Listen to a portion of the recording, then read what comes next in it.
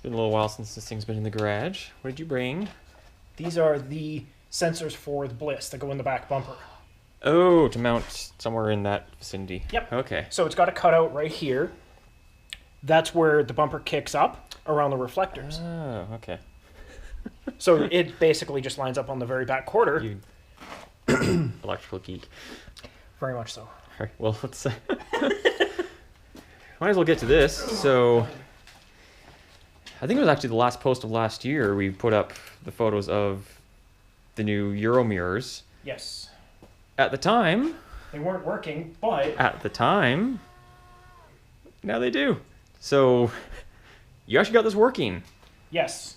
So they're triggered via locking and unlocking the car, and then you also have the actual window switch panel in as well with the little that one had to be manual because fold. I couldn't find the proper left-hand drive one. Okay. So I bought just the mirror switches.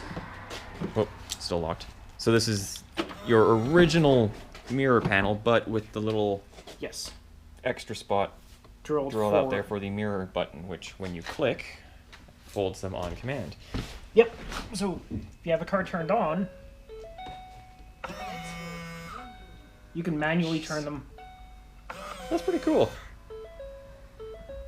Yeah, so like we just said, if you guys remember, end of last year on the blog, we put up the little article about Brian retrofitting the Euro mirrors to the car.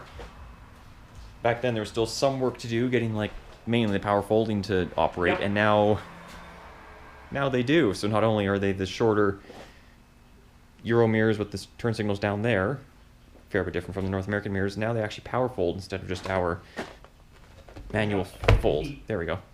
That took a bit more force than I was expecting it to. Look at you go. That is pretty cool. So you already saved some space with the mirrors themselves being shorter, and now you can just fold them in when you lock the car. And now I don't have to worry about the city of Calgary smacking off my mirrors while it's parked on the side of the road. Now, there must have been some, like, Yes. forescan coding or something to get this to enable the operate? folding mirrors, but then you also need to be at least SEL or titanium, unfortunately. Oh, yes. Because you need door modules. Yeah, good point. So Brian's car is titanium. He's got the door modules in here because he has things like one-touch windows all the way around. Yep. Touchpads on door handles, etc. Yep.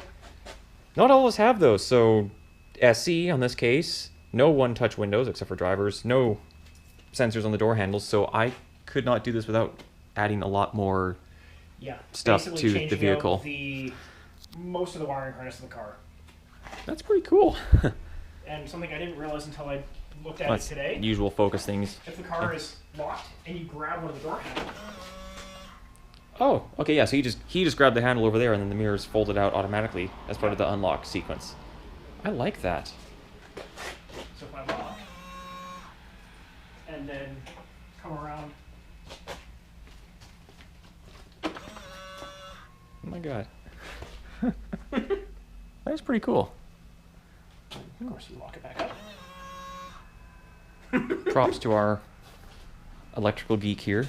Now, was there... I'm trying to remember myself from the original post. Was there a repinning to do for the mirrors? Yes. Okay. Yes, the connectors on the Euro are a 12-pin. On North American are 10-pin.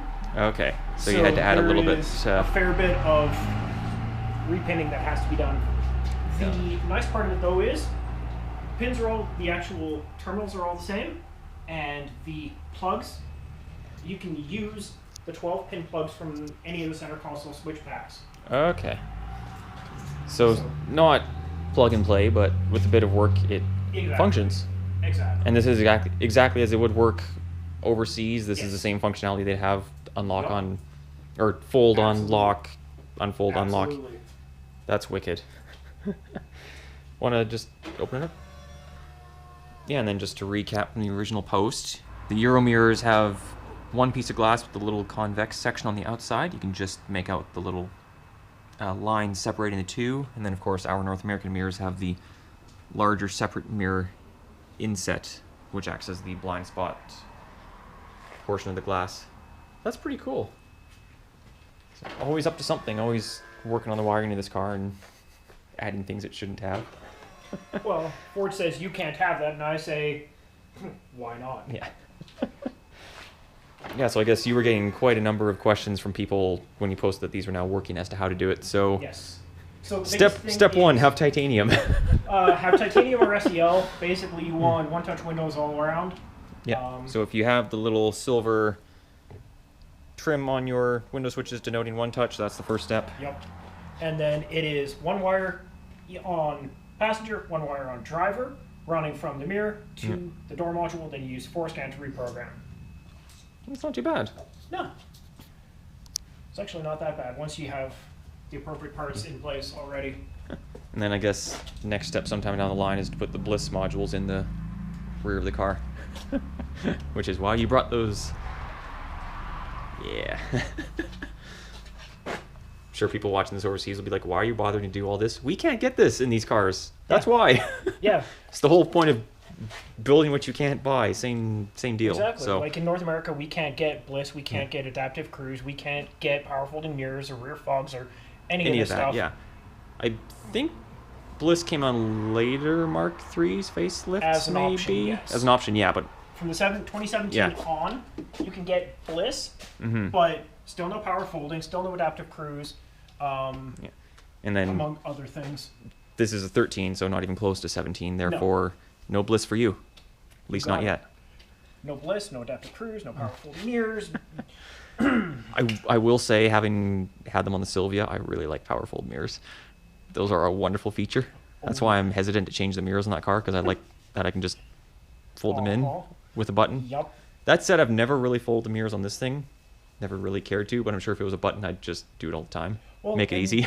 You know, it's one of those things where you don't think about it until you actually have it, and then you just go, you know. It's a nice feature, yeah. that's- So you get, I mean, if you purely want just the looks, maybe you don't want the big wide mirror or the two mirror setup, you just want the shorter, stubbier, single pane of glass Euro mirror, that works. Or in this case, if you want all the functionality in the folding, there you go. Of course, you'd be the one to figure this out. Of course. You know, That's cool. strobes, folding mirrors. Yeah, Less strobes soon to as we come. saw from the video on Yep. the hatches flares. Yep. But anyway, I guess we better get to the point of you being here today is to pull the bumper off and Yep. get some wiring out from behind it. But I wanted to do a quick update on the car, and that you have figured this out. That's how you spent your winter, was figuring out the folding mirrors. Folding the mirrors, bliss, and trying to figure out adaptive cruise. Next project, I guess. Oh, adaptive cruise is a huge, huge thing. Well, we got time. So yeah, I'll wrap it up there. We're gonna get this bumper pulled off now. Just since A, he got that done, B, a ton of people were asking on our forums and groups and things. I want to do a quick video to post on that. Post will be linked in the description below from last year. You can see more on the mirrors. And now we get to pulling that thing off, I guess. Yep. Yeah, bumpers are easy. Oh, yeah. It's been a little while since I've done one of these, but Two they're screws on either side, plus the lights. they're and simple a couple enough. other things. cool. Yeah, good day to just wrench on the cars. So I'll get to it, I guess. Exactly. And then get some food. Absolutely. Thanks for watching.